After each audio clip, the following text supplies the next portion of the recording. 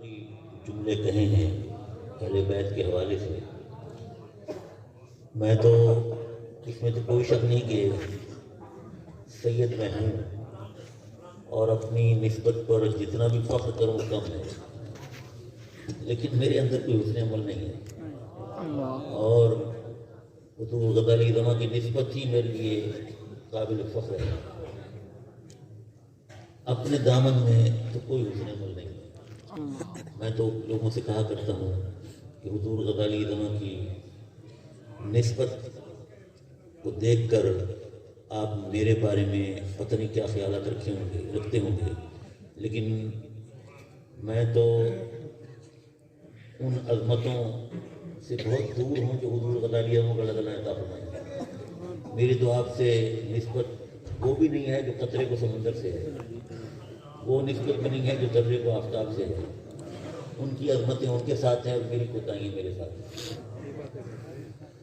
5 سال پہلے تقریباً مدینہ منورہ میں حاضر تھا۔ سبحان اللہ۔ جس ہوٹل میں ٹھہرا تھا اسی ہوٹل میں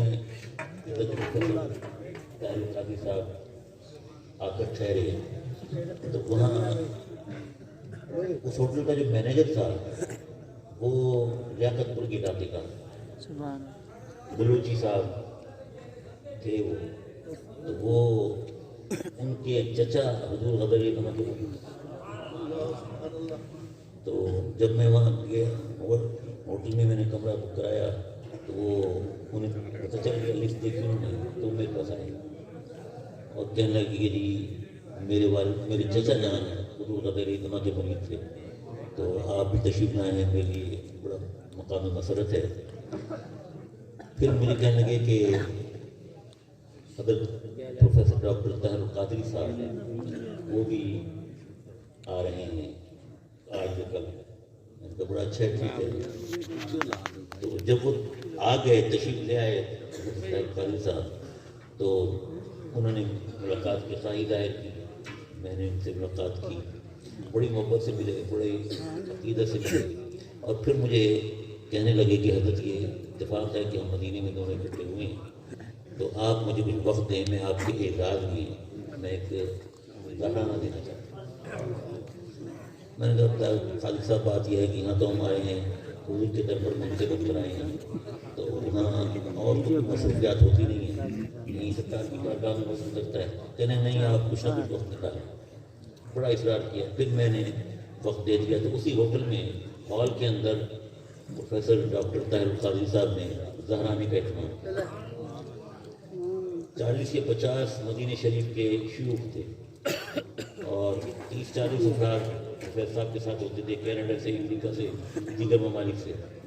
تو وہاں انہوں نے اہتمام کیا، بڑی بڑی خطائی کی، اور جب وہ خطاب کے لیے کھڑے ہوئے میرا اظہار تشکر کے طور پر، تو فرمانے لگے کہ حضرات میں نے آج جس شخصیت کے اعزاز میں یہ اہتمام کیا ہے، یہ جانشین ہیں حضور غزالی زماں کے، جو میرے استاد تھے، اور وہ پاکستان نہیں، ہندوستان نہیں، پورے عالم اسلام میں ان کے زمانے میں ان سے بڑا کوئی عالم نہیں تھا۔ اور پھر وہ کہنے لگے کہ میں نے فقط 3 ہستیوں کے قدم چومے، ایک اپنے شیخ کامل حضرت سیدنا طاہر الدین صاحب علیہ رحمہ، دوسرے اپنے والد محترم ڈاکٹر فرید الدین، اور تیسرے حضور غزالی زماں۔ تو ان کی یہ محبتیں تھیں جن کو میں نے ذکر کر دیا۔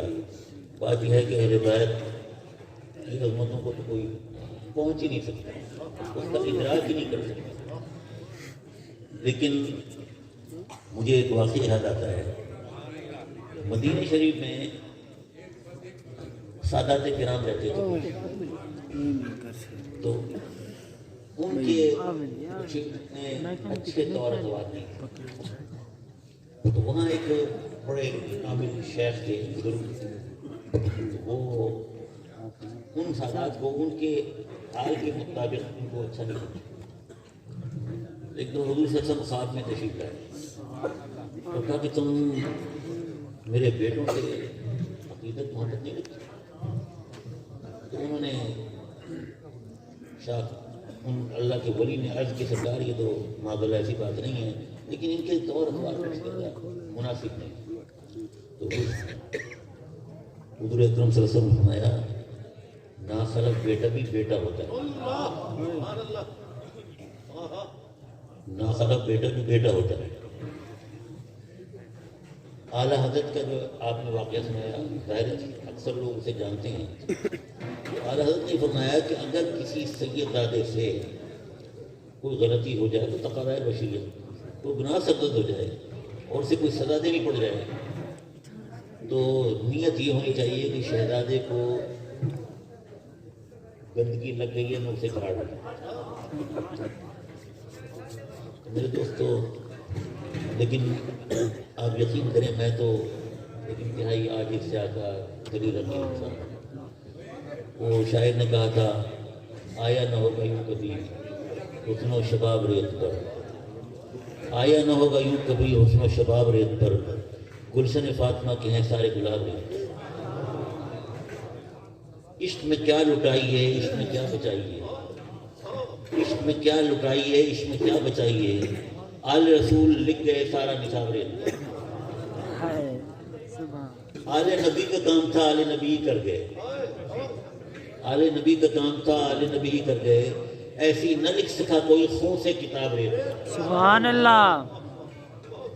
تو میرے دوستو یہ اہل بیت کی محبت جو ہے یہی اصل ایمان، اللہ لا ایمان لمن لا محبت ہے، اللہ لا ایمان لمن لا محبت ہے۔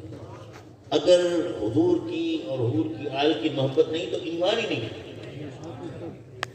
لاکھ سجدے کرو، لاکھ حج کرو، لاکھ نیکیاں کرو، قائم الدہر رہو، قائم اللیل رہو، لیکن اگر حضور اکرم صلی اللہ علیہ وسلم اور آپ کی آل سے اگر تعلق نہیں جڑا تو کچھ نہیں۔ اللہ تعالیٰ یہ نسبت قائم رکھے اور انہیں پہ ہمارا خاتمہ فرمائے۔ اللہ تعالیٰ ہم سب کو اپنی اور اپنے حبیب اور اپنے حبیب کی آل کی سچی محبت عطا فرمائے۔ آمین۔ وآخر دعوانا